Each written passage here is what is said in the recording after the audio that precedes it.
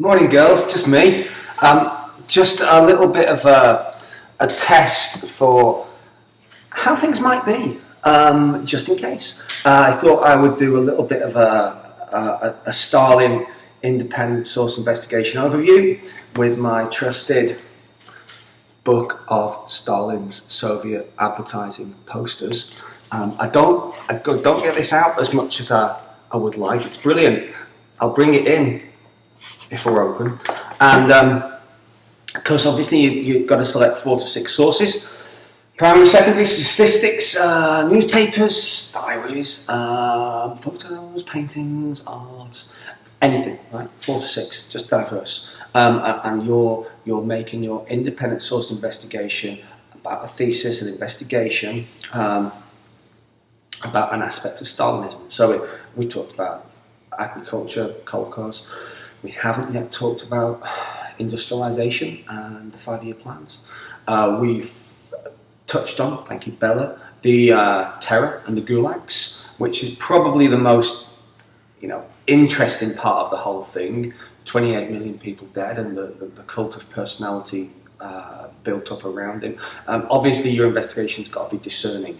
It's got to have, we've talked recently about subtle and nuanced. It's got to be a little bit different. You've got to tweak it, and you've got to interrogate rigorously those sources. Go back to that exemplar, the Chinese one I gave out at the start of the unit, and how the sources are interrogated to kind of make your points, and that you are able to synthesize, analyze, evaluate their reliability, and all that goes with it. So it's not an essay.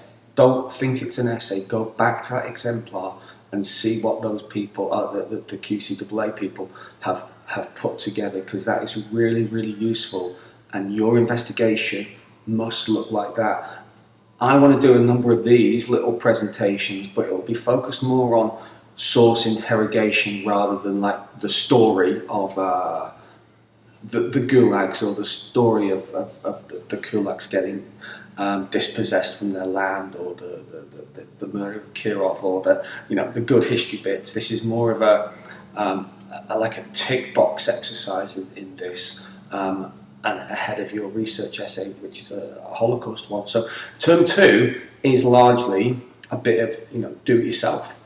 So this thing that is ahead of us, if it is ahead of us, shouldn't really be a massive threat in terms of your learning. That I can do this on a daily basis, upload it, Teams, YouTube it, and let's see how we go. Anyway, I'll see you in class a little bit later. Time for me to get changed and get on the bike. See ya.